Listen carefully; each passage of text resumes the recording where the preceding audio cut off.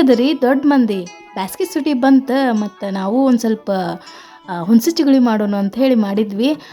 ಈ ಬ್ಯಾಸ್ಗಿ ಬಂತು ಅಂದ್ರೆ ಸ್ಕೂಲೆಲ್ಲ ರಜೆ ಕೊಡ್ತಾವ. ಅದೇ ಟೈಮಿಗೆ ಮಸ್ತಾಗಿ ಹುಣಸೆ ಹಣ್ಣು ತೊಗೊಂಡು ಕುಟ್ಟುದ ಬರೀ ನಾವು 90s ಕಿಡ್ಸ್ ಅಂತ ಏನದೀವಲ್ಲ ಅವರೆಲ್ಲ ಪುಣ್ಯ ಮಾಡಿದ್ರು. ಅವಾಗೇನು ಮೊಬೈಲ್ ಇದ್ದಿದ್ದಿಲ್ಲ, ಏನಿದ್ದಿದ್ದಿಲ್ಲ.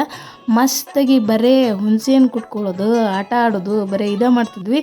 ಹುಣಸೆ ಹಣ್ಣು ಮಾತ್ರ ಮಜ್ಜಾ ಮಾಡ್ಕೊಂಡು ತಿಂದೇವಿ. ಹಂಗೆ ಬ್ಯಾಸ್ಗಿನ ಎಂಜಾಯ್ ಮಾಡ್ತಿದ್ವಿ ನಾವು.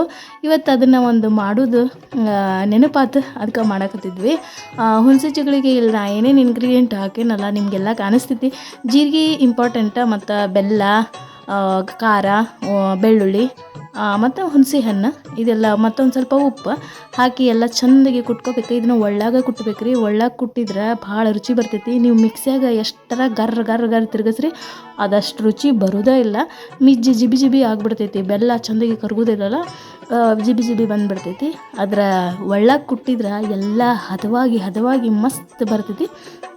ಇದನ್ನು ಒಂದು ದಂಟು ಅಥವಾ ತೊಗರಿ ಕಟ್ಟಿಗೆ, ಈಗ ಎಲ್ಲ ಸುಗ್ಗಿ ಮುಗಿದಿರ್ತೈತಲ್ಲ, ತೊಗರಿ ಕಟ್ಟಿಗೆ ಎಲ್ಲ ಬಂದಿರ್ತಾವೆ. ಅದಕ್ಕೆ ಒಂದು ಸ್ವಲ್ಪ ಚೆಂದಾಗಿ ಚಿಗುಳಿನ ತೊಗೊಂಡು ಅದಕ್ಕೆ ಸುತ್ತಿ ಬಿಡ್ಬೇಕು. ಸುತ್ತಿ ಚೀಪ್ಕೊಂತ ತಿಂದ್ರೆ ಸಖತ್ತಿರ್ತೈತಿ. ಮಾಡಿ ನೋಡ್ರಿ, ಮಜಾ ಮಾಡಿರಿ.